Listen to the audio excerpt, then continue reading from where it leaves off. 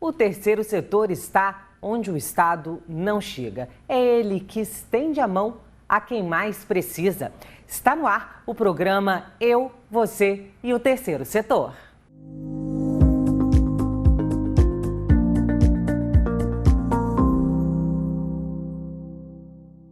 Eu, Juliana Lira e a Paula Martins, gerente do Instituto Américo Buarque, o IAB, vamos te ajudar a conhecer mais sobre o terceiro setor e a sua importância. Bom dia, Paula. Bom dia, Juliana. Neste ano de 2022, o IAB completa 5 anos.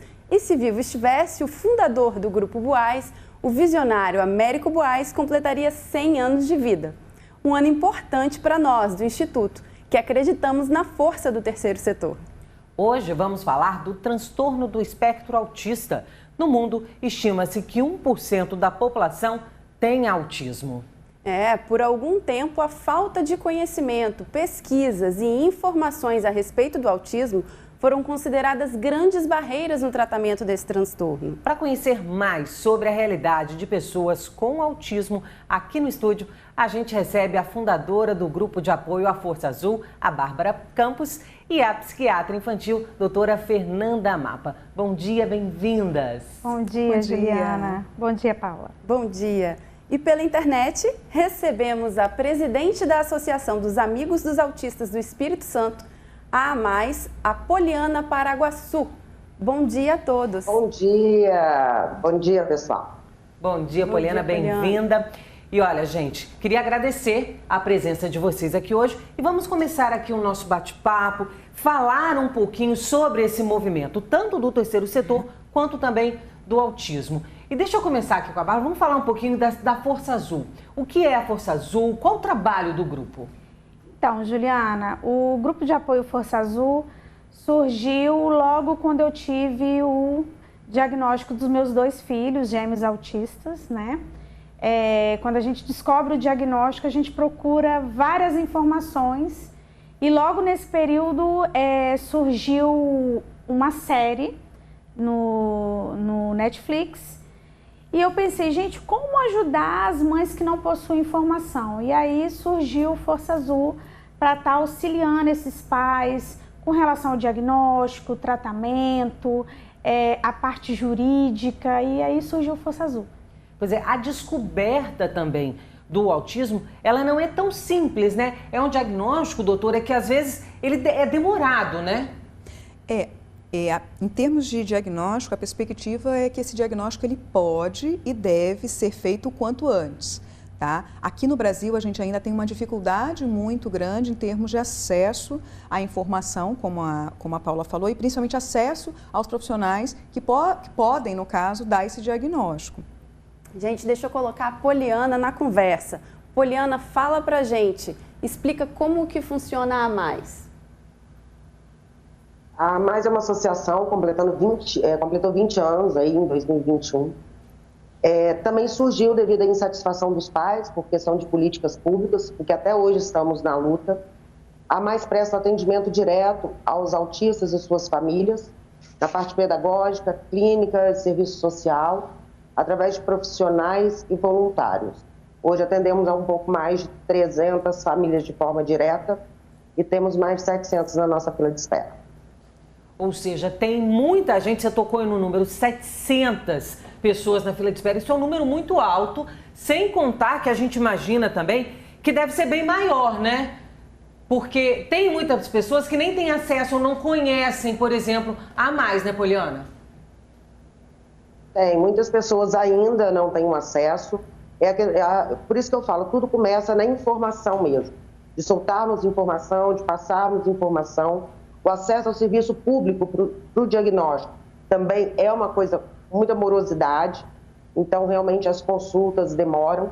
E nós, enquanto organização da sociedade civil, o terceiro setor, a gente procura fazer o que o poder público hoje não está fazendo, através de parcerias como essa. É o terceiro setor que acaba fazendo a diferença, né, Paula? Paula trabalha com o IAB, que é exatamente o instituto que atua nessa área de terceiro setor para auxiliar entidades como a AMAIS, como a Força Azul, que estão ali chegando a quem realmente precisa. Exatamente. O terceiro setor, o objetivo é chegar onde o Estado muitas vezes não consegue chegar. E aí, gente, qual o papel do voluntariado nesse caso? O voluntariado tem um papel importantíssimo, né? Hoje, quando a gente fala de autismo, a gente vê muitas pessoas sem ter informação, né? E o voluntário, quando ele vai ali atuar, ele, além dele ter a informação sobre a causa, ele acaba contribuindo para quem precisa de acesso à saúde, ao tratamento, à questão social. Muitos pais deixam de trabalhar para acompanhar os seus filhos, então é o espectro, né? É amplo, os problemas são amplos dentro do diagnóstico e dentro das famílias das pessoas que têm autismo. E olha, tocando no ponto das famílias, acho que é uma pergunta para todas três agora. É difícil isso também, né? Porque assim, a criança, ela precisa de uma atenção especial e a família também precisa de uma atenção para ela estar preparada e saber o que fazer com essa criança. Então, vou passar a pergunta para as três. Vamos começar com Poliana. O papel da família e o atendimento à família, isso também é de suma importância, né? Sim, nós temos até um projeto na AMAIS que é Cuidando de Quem Cuida. Essa é a grande importância. O diagnóstico, ele não é só da criança, do jovem, do adolescente ou do adulto. O diagnóstico é da família. Eu falo, sou eu e meus 3 filhos. O diagnóstico é nosso. Então é da família inteira, não é só do Felipe. E a família é fundamental nesse processo. Enquanto nós estivermos inteiras, nós vamos buscar de forma inteira. Então, nós também precisamos dos respaldos também. Poliana, e sobre essa questão da família, como que é essa configuração familiar hoje, dentro das famílias que possuem alguma pessoa com autismo?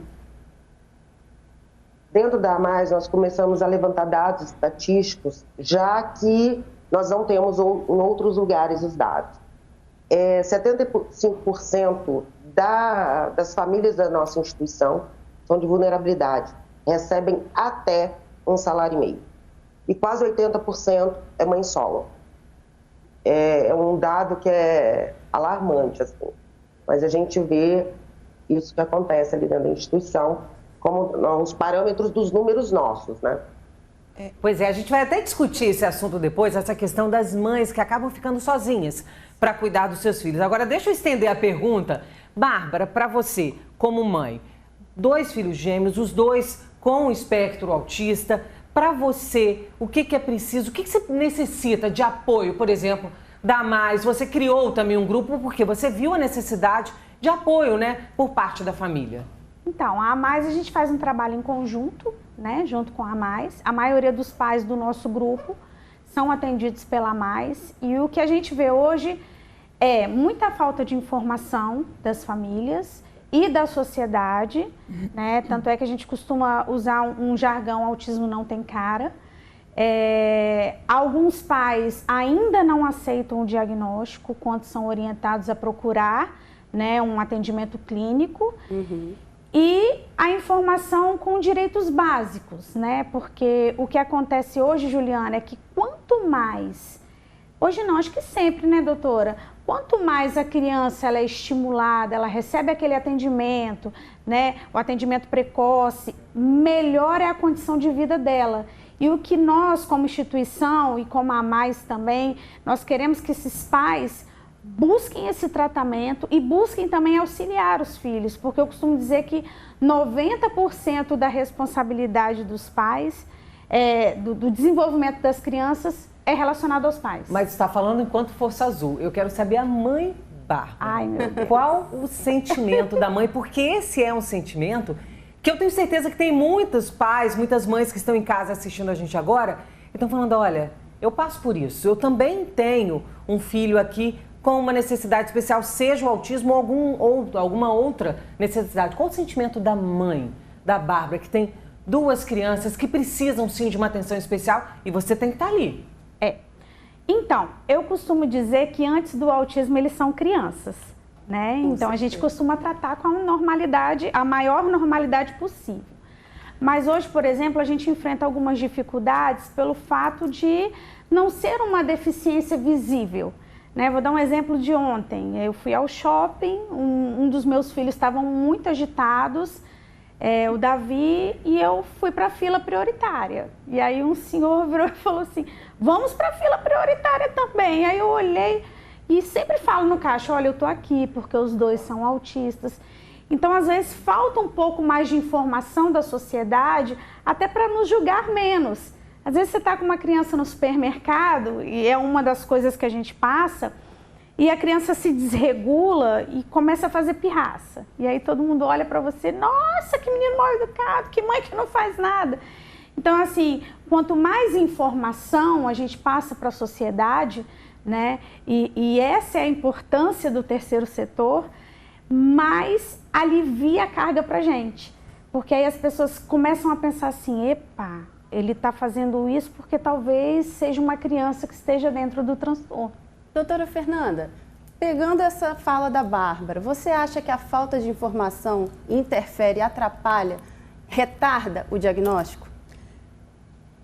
Demais, né? Na verdade, a gente sabe que um dos grandes motivadores para a gente estar, a cada ano, a gente está tendo uma quantidade maior, né, de crianças dentro do espectro, com o diagnóstico de transtorno do espectro do autista, é justamente uma busca cada vez mais cedo por parte dos pais. E essa busca, quando encontra um profissional, que geralmente, né, ou um professor na educação infantil, ou mesmo um profissional, o pediatra, fazendo o que a gente estava conversando aqui sobre a caderneta da criança, fazendo toda aquela avaliação com relação aos marcos de desenvolvimento, escuta o que essa mãe fala, sem aquele jargão, né, que a Bárbara deve ter escutado. Cada criança tem sua fase, cada criança tem seu momento, né? Cada criança tem seu tempo.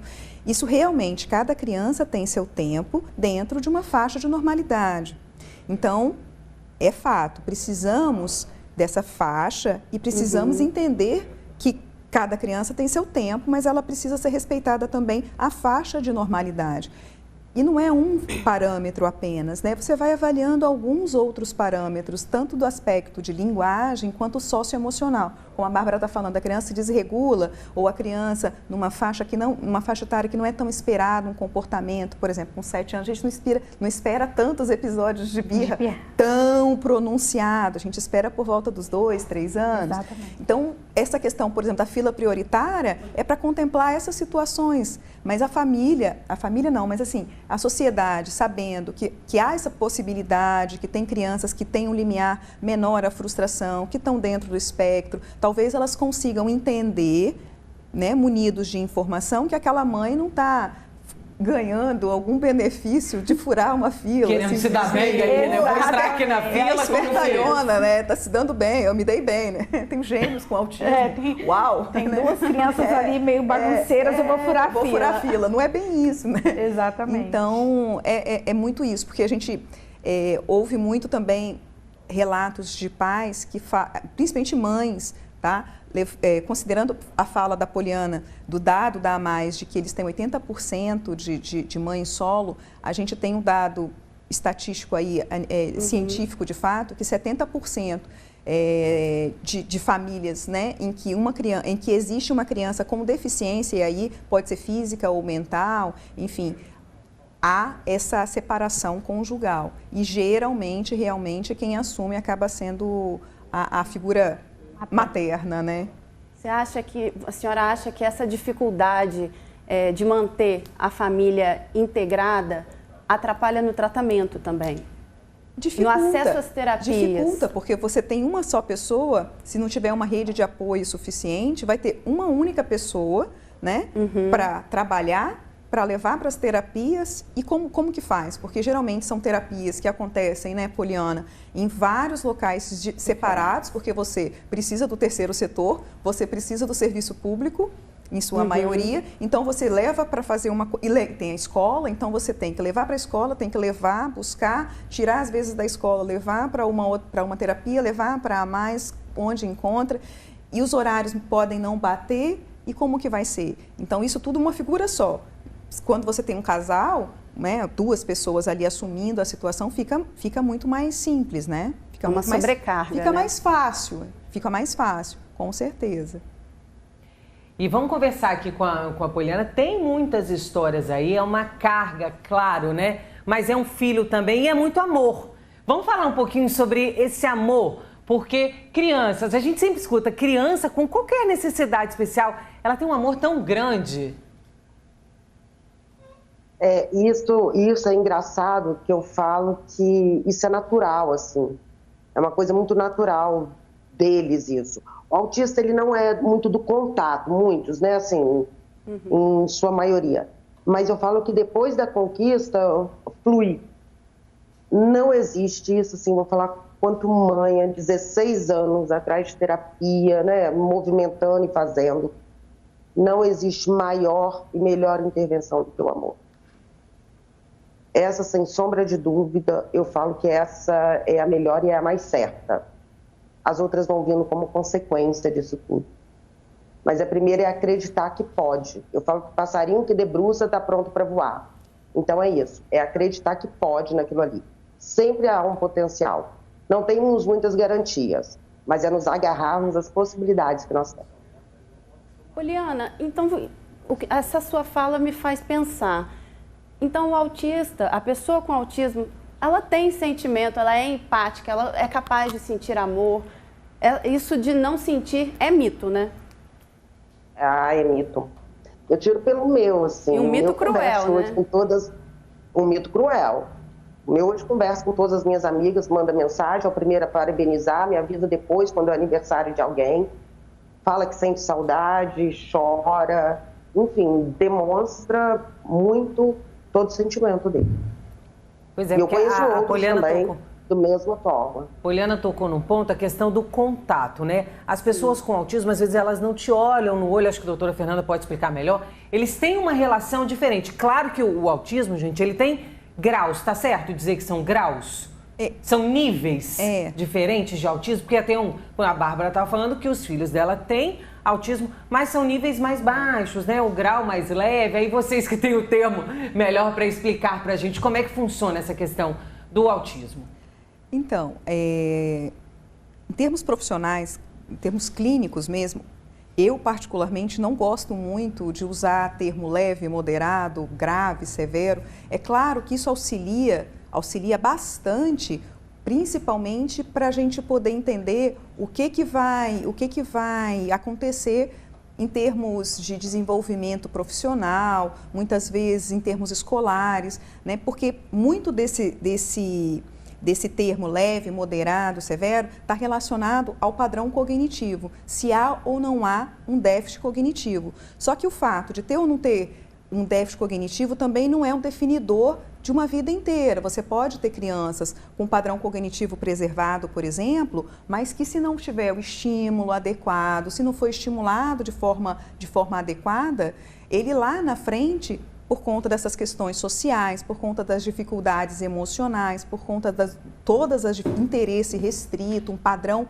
muito restrito de interesse, ele não consegue ter um bom padrão social. E isso vai atrapalhar e vai torná-lo, de certa maneira, mais deficiente em outras áreas, que não obrigatoriamente só a cognitiva.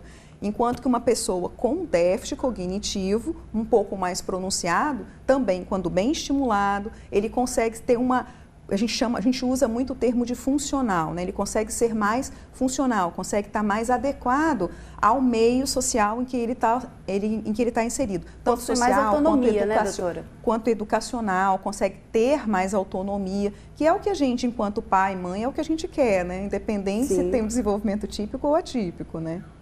Certo. O acesso a essas terapias, a esse tratamento, acho que aí, gente, que entra a importância da AMAIS. Tanto da AMAIS quanto da Força Azul, que integram, né, o terceiro setor, que são entidades sem fins lucrativos, que através das suas ações solidárias, com muito empenho, vão aonde o poder público não consegue chegar, né, Ju? É isso aí. É ser esperança. É dedicar parte de você a alguém. E reconhecer que a sua parte pode mudar o todo. Ser terceiro setor é ensinar o que você sabe e aprender de tudo. Até o que você não esperava. Ser terceiro setor é doar um pouco do seu tempo e receber algo muito mais valioso em troca. É perceber que vivemos em sociedade. E numa sociedade, nunca estamos sozinhos. Ser terceiro setor é ser social. E ser social é ser humano. Vamos falar um pouquinho exatamente sobre esse setor, terceiro setor, porque muitas pessoas às vezes têm dúvidas, né, do que é. Vamos lá, gente. Primeira coisa, o primeiro setor é o governo, são os órgãos governamentais. Segundo setor é a iniciativa privada, ou seja, as empresas que existem aí no seu bairro, que existem na sociedade. E o terceiro setor é exatamente a sociedade, são as pessoas, como a Paula, como a Bárbara, como a Fernanda, Poliana também, que montam, que se unem e montam ONGs, montam entidades para chegar aonde o governo não chega. São apoios a quem mais precisa e não tem acesso a isso. Então vamos falar um pouquinho, até vou botar quem não está no terceiro setor, doutora Fernanda, para falar das duas que são no terceiro setor, ou seja, que tem entidades. Qual a importância da Mais, qual a importância da Força Azul para auxiliar crianças, para auxiliar famílias que têm o espectro autista? Não, o trabalho da AMAIS, até pelo número de pessoas, de famílias atendidas, você vê que faz toda a diferença, né? Hoje a gente tem, no Espírito Santo, a gente tem, em termos de setor público mesmo, para atendimento de autismo, a gente tem pouquíssimos, que seriam Centro de Atenção Psicossocial da Infância, CAPSI. Então, a gente tem pouquíssimos CAPs infantil que prestam esse atendimento. Na Grande Vitória, a gente tem na Serra, em Vitória, Cariacica, Vila Velha. Vila Velha. Pois é, mas a gente sabe que são estruturados, mas que não conseguem dar conta de uma demanda por ser uma quantidade muito, muito grande. Todos com fila de espera, né? Todos com uma fila de espera grande, e aí vem a AMAIS, né, uma instituição, como vocês falaram, sem fins lucrativos, que também consegue atender aí 300 famílias, que tem 700 famílias na fila de espera. Então, com certeza, essa fila de espera no setor privado, no setor público, seria infinitamente maior se não houvesse, né, uma instituição como a AMAIS. Lembrando que a AMAIS, né, o movimento está sendo tão bem conduzido que está conseguindo e já está começando a ter tentáculos aí para outros municípios além de Vitória. A AMAIS tem a sede em Vitória e já está, como a Poliana vai poder falar melhor, podendo aí já estabelecer sede em outros locais, né? Então, conta essa novidade para a gente, Poliana. Então, a AMAIS ela vai se estender, vai conseguir atingir não só a Grande Vitória, mas também o interior do estado? Pois é, estamos aí nessa luta em Cariacica, município de Cariacica, já mais adiantado, já com espaço cedido pelo município, aguardando só questões burocráticas mesmo, para termos aí um termo de cooperação com a instituição, um recurso continuado, para que a gente realmente possa manter os atendimentos. Estamos na Serra em conversa também e é o que nós vamos tentar fazer. Abrir polos, braços, tentáculos em alguns municípios para que a gente possa atender essa demanda que, na verdade, até em relação a mais, ela é muito maior. Muitos, quando sabem o número que nós temos, nem deixam os nomes mais na fila de espera. Pois é, e é engraçado, acho que a Fernanda depois vai poder falar disso, mas como eu vou falar de espera no autismo? Né? Quando a alta, né? Então, é uma fila de espera que muitas vezes a gente não pode falar, dar uma previsão de atendimento. A gente vai por projeto. Desculpa. Finalizou o projeto, está em alta. Poliana, vocês então não conseguem fazer o desligamento das famílias, né? Dentro da AMAIS. Pois é, esse desligamento ele é feito por projeto. O projeto ele tem início, meio e fim, ele tem um prazo. Então, acabou o projeto, aí essa família é desligada ou não. Depende se no próximo ano nós teremos outro projeto com tempo. Aí vem idade, alguns são de 6 a 29 anos, outros a gente fica até 17 anos. Então, nem sempre quem está no projeto consegue estar no próximo. Pois é, para que os trabalhos... Essa é a dificuldade quando a gente não tem recurso continuado, né? Vamos falar exatamente isso. É preciso de recursos, porque para o terceiro setor funcionar tem que ter apoio, porque se não tem apoio, como que vai resistir? Como que vai contratar profissionais? E aí entra institutos como o IAB, que é o Instituto Américo Buarque. A Paula pode falar com propriedade, porque é gerente do IAB. Explica um pouquinho para a gente, Paula, como é que funciona o IAB, por exemplo, ele apoia a mais. Sim. O nosso objetivo é realmente dar visibilidade às instituições que atuam no terceiro setor. A proposta é que a população, a sociedade como um todo, conheça, tenha acesso aos serviços prestados. E aí a gente consegue também com que possíveis eventuais apoiadores, investidores, cheguem nessas instituições, porque a dificuldade é muito grande. Muitas vezes a gente vê que no terceiro setor, a maior parte da captação do recurso ainda vem da administração pública. E isso impede, muitas vezes, porque há uma dificuldade.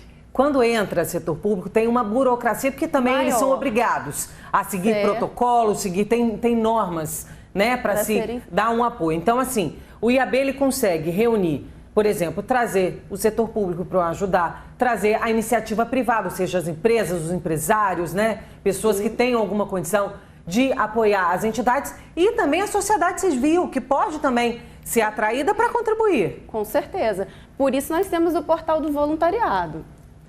Tem o portal do voluntariado, como é que a gente tem acesso? Pelo site do Instituto Américo Buarque. Vamos dar um site aí, a gente aproveita aqui, passar o site? www.institutoamericobuarque.com.br.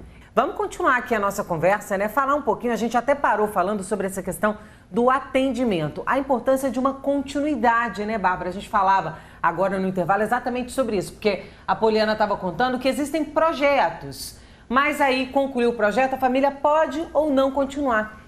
Isso que é importante, né? Que tem uma continuidade. Você com seus filhos tem sempre uma continuidade. Como é que é o tratamento, o atendimento? Sim, Juliana. O que acontece é o seguinte. O tratamento do autismo não é um tratamento barato, né? Porque ele engloba vários profissionais. Médicos, psicólogos, fonoaudiólogos, terapeutas ocupacionais. Às vezes envolve um fisioterapeuta, né?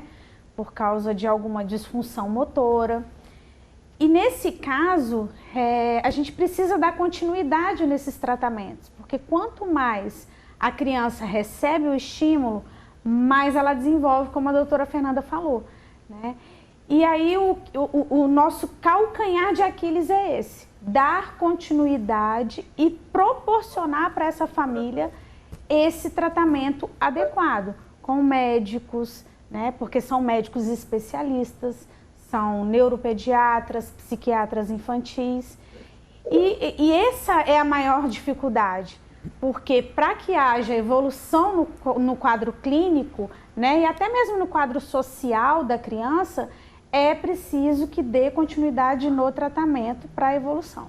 E essa questão do custo chama muita atenção, porque eu conheço institutos, eu tenho amigas que têm filhos, que até uns conseguiram ao instituto porque é preciso de ter uma condição e realmente uma condição muito boa para custear, porque é tudo particular. E aí a gente também tem o setor público que esbarra em dificuldades, em acesso. A gente tem instituições como a Mais. A Mais não vai cobrar nada, mas também não consegue, né, Poliana, oferecer o tratamento completo porque são muitas pessoas que procuram a associação. É isso aí. Mais o único recurso continuado que nós temos é da parte pedagógica. Todos os outros projetos profissionais são todos custeados por projetos ou parceiros, que ao longo do tempo nós vamos conquistando e vamos fazendo ações que ajudam financeiramente, principalmente a Mais. Então, dos projetos, acabou o projeto, para o tratamento. O único recurso continuado é a parte pedagógica. Então, nós hoje podemos dar a melhor intervenção? Não, mas hoje nós fazemos muito com pouco que nós recebemos.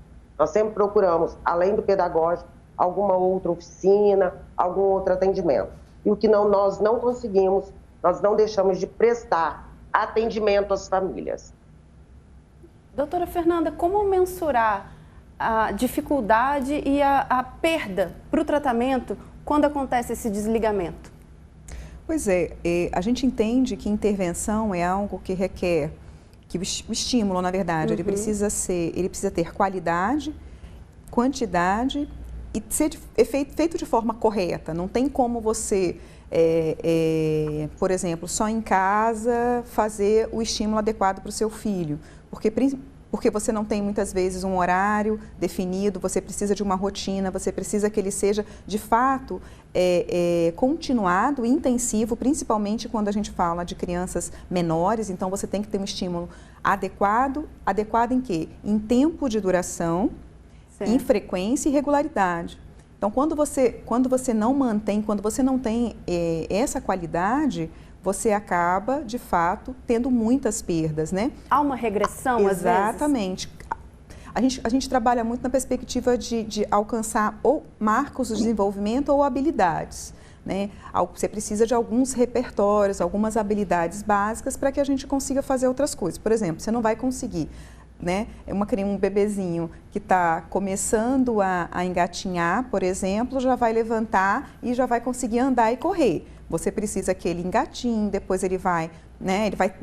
Ele precisa sustentar o pescocinho, depois ele vai conseguir ficar sentadinho, para depois ele ficar em pé, depois sair sem apoio, por exemplo. Às vezes nem engatinhar.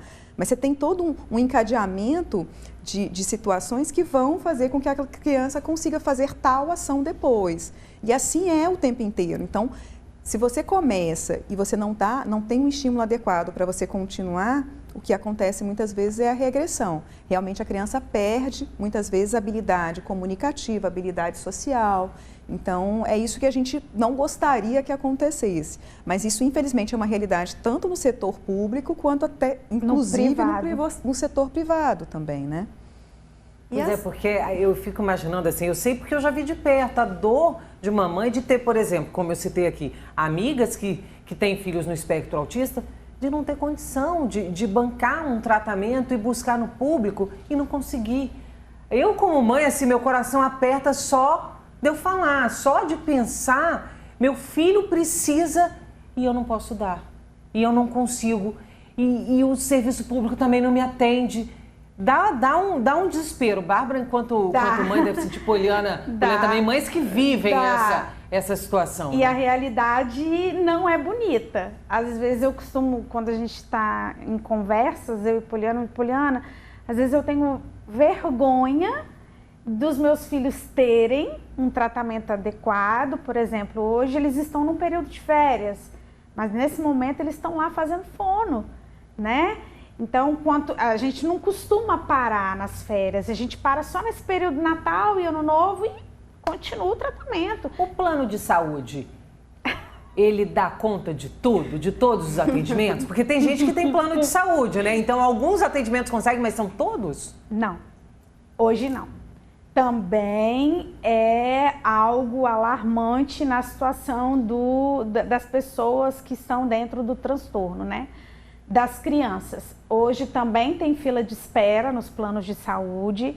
A dificuldade também dos especialistas, dos planos de saúde, terem esses especialistas, né, esses médicos especialistas também é muito grande e é uma reclamação diária nos nossos grupos. Diária, Juliana.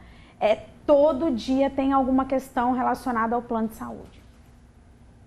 Então tá aí um grande problema, né? Porque não adianta assim, as famílias mais humildes, as famílias que têm uma renda menor, mas não, as famílias que estão ali na classe média, têm uma renda, pagam um plano com muito custo, também vão precisar desembolsar um dinheiro para conseguir um atendimento. E aí a gente precisa do terceiro setor, são das instituições que atuam em apoio. Vamos falar de apoio? A Mais, Poliana, o que ela precisa de apoio? Como ajudar quem está acompanhando a gente?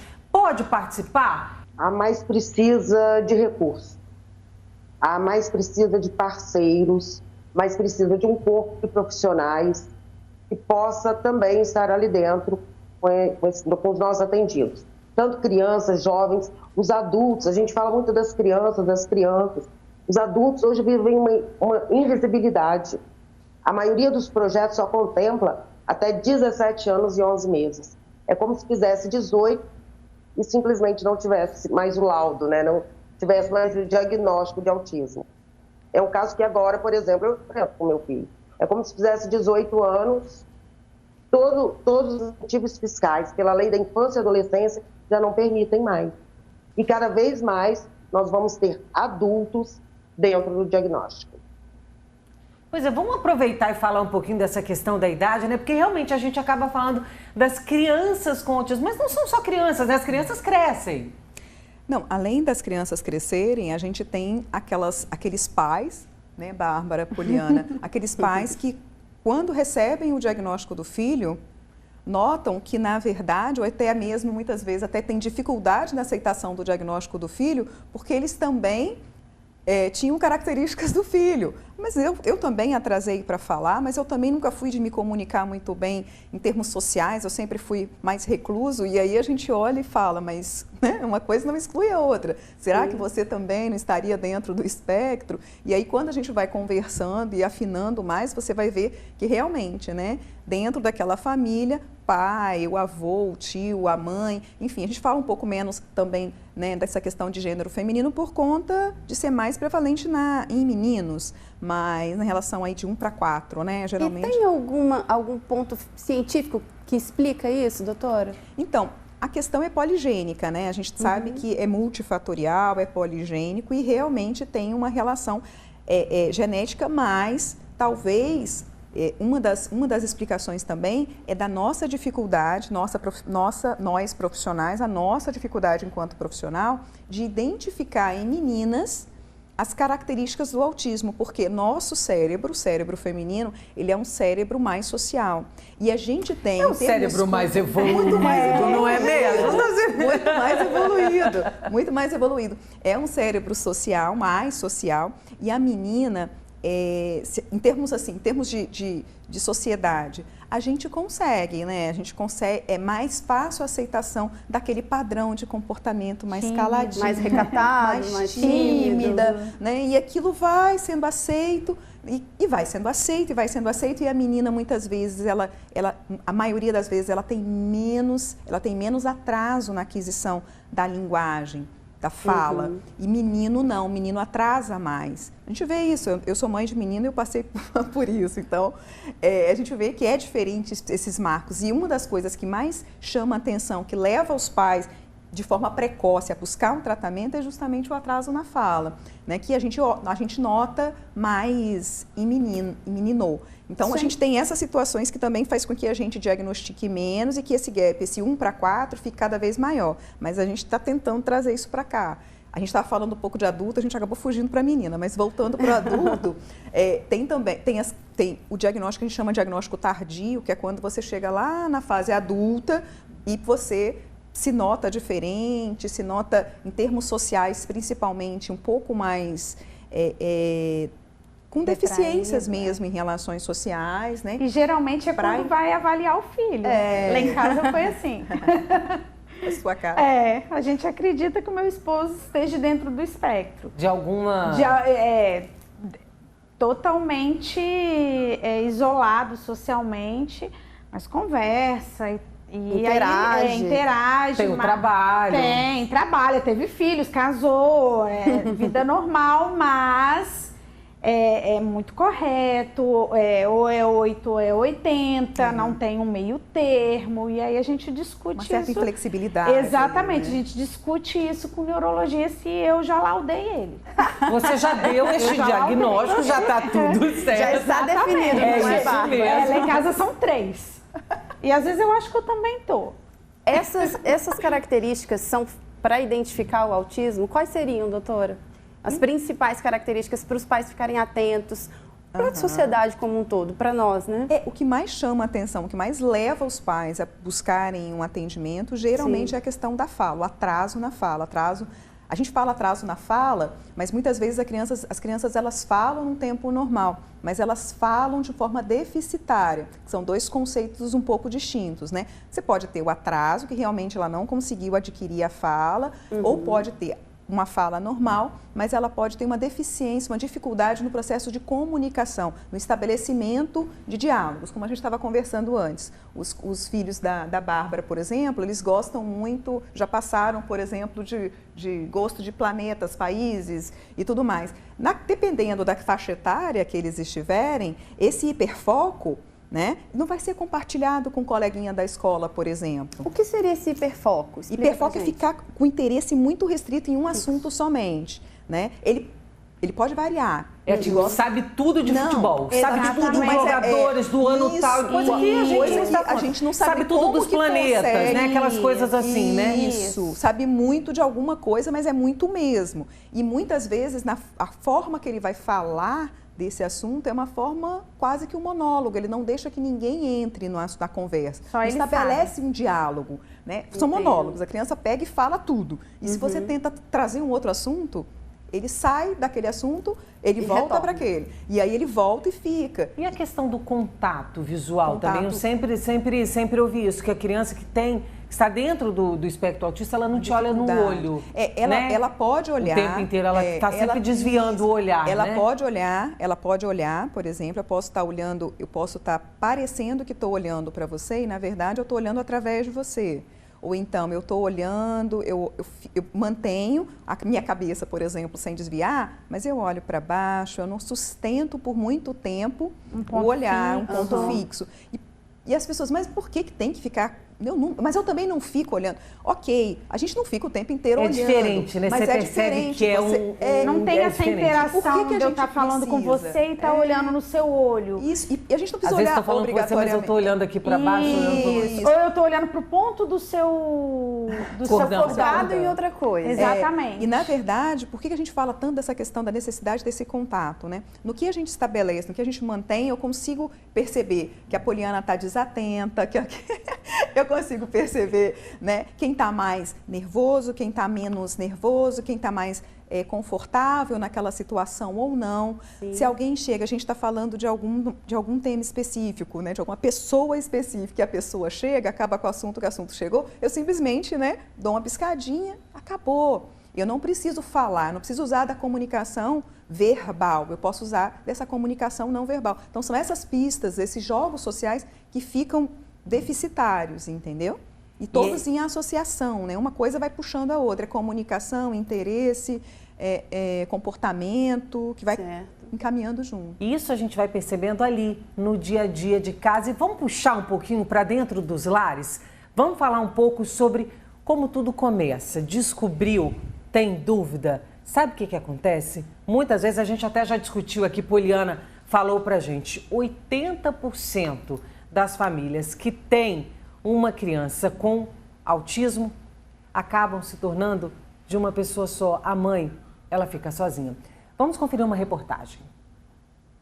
13 anos e é autista. A mãe dele, a Luanara, conta que aprendeu com Luan a apreciar as pequenas conquistas. Por exemplo, ele não gosta de usar máscara. Imagina então tomar a vacina contra a Covid. Mas ela conseguiu que ele aceitasse ser imunizado. Foi uma vitória que eu cheguei até a chorar, porque são coisas assim que a gente, como a gente é mãe, a gente tem muita ansiedade. A gente dorme pensando como que vai ser o dia. Para ela, um autista é como o mar. Tem dias que é calmaria, tem dias que ele está agitado, né? E a gente tem que se adequar à rotina deles, entendeu? E eu falo que o amor é o amor maior do mundo e a dor é a dor maior do mundo. A Esther tem 2 gêmeos autistas. Perguntei sobre essa experiência e ela não falou de cansaço ou esgotamento, mas de ser abençoada. É a minha inspiração de vida para estar lutando constantemente, porque é eles que me dão força, combustível para estar lutando por eles. Não há números oficiais, mas dentro da Associação dos Amigos dos Autistas no Espírito Santo, há mais, 80% das mulheres que têm filhos autistas são mães solo, ou seja, com elas fica todo o trabalho. De 166 famílias cadastradas há alguns anos atrás, nesse ano, quando nós fomos fazer a atualização de cadastro, apenas 41 estavam vivendo de forma conjugal. todas as outras já não estavam mais vendo o pai, a mãe e os filhos. Então isso mostra que após o diagnóstico muitas famílias se desestruturam. Essas mães acabam dedicando 100% da vida aos filhos e às vezes esquecem de si mesmas. Por isso, precisam ter um momento para elas. Esse bazar aqui, que é para ajudar a instituição, acaba também se tornando uma terapia. A gente não tem tempo para sair, porque a gente está sempre levando o filho no médico, terapia, e não tem com quem deixar os filhos. Aí, no momento que eles ficam em terapia, a gente se interage com as mães aqui, com as pessoas que vêm comprar, e a gente troca experiência. Para a Mais, o diagnóstico de autismo não é da criança, e sim de toda a família. É por isso que procura também dar apoio às mães, para, de alguma forma, compensar essa ausência do pai. É um espaço de acolhimento, de troca de informações, um espaço de troca de experiências, onde essas mães precisam se sentir abraçadas. São pessoas que não deixam se esmorecer, que todos os dias levantam e vão à luta.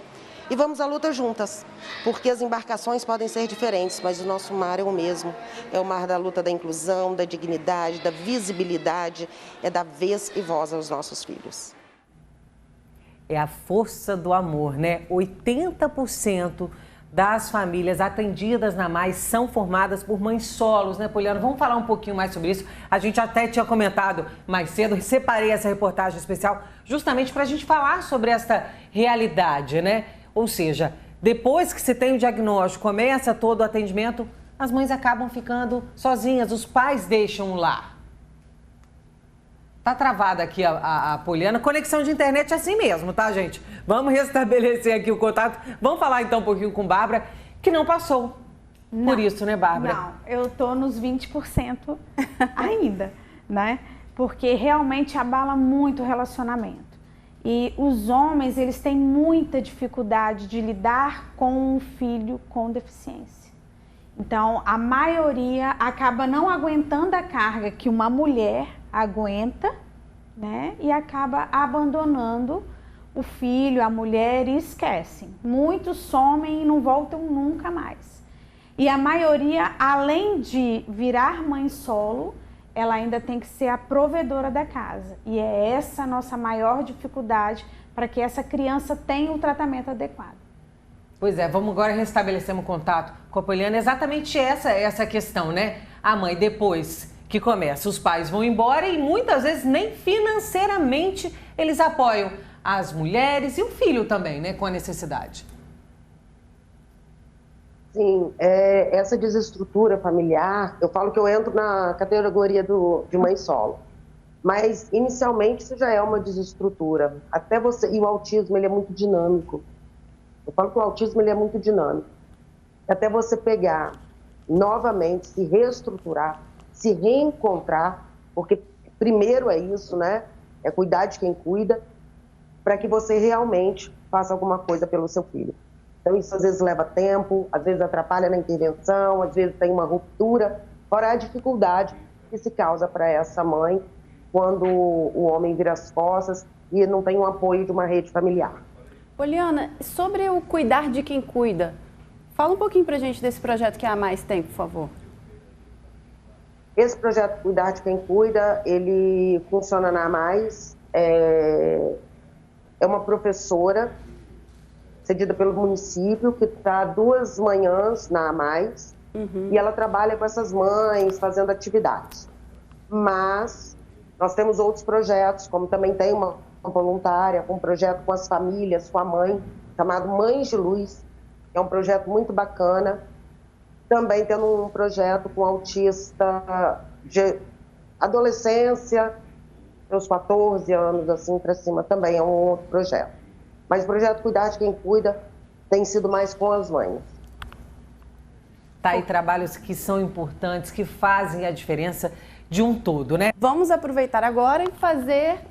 Poliana, dá pra gente suas considerações finais, por favor. Você tem algum depoimento para compartilhar com a gente?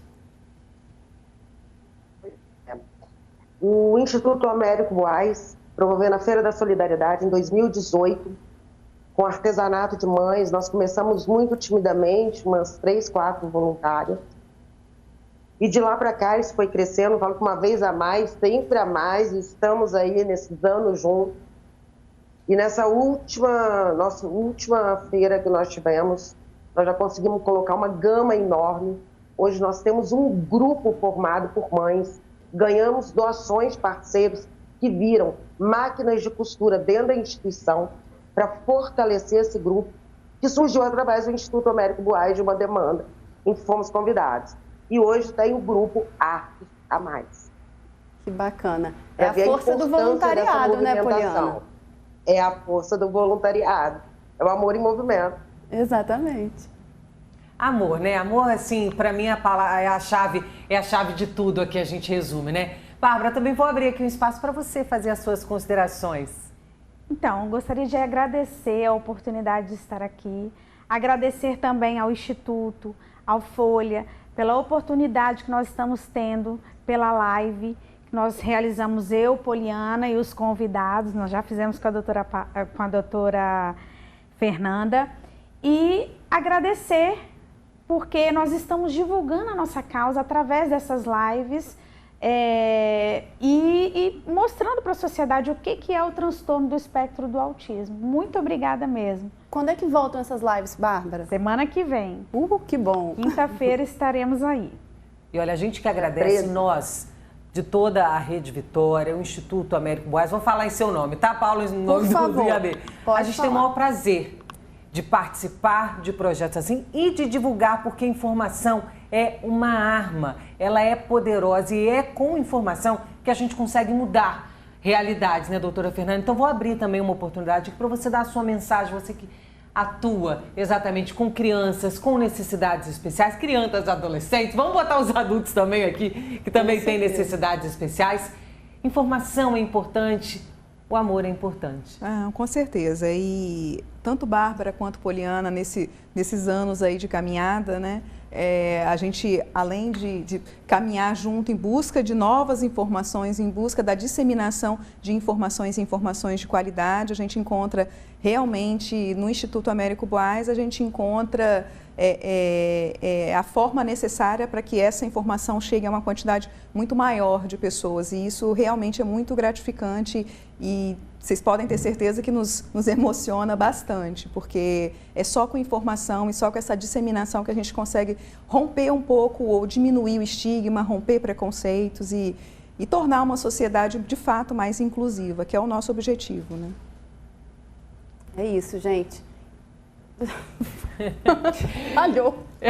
Falhou, né? Ficou até emocionada aqui, né?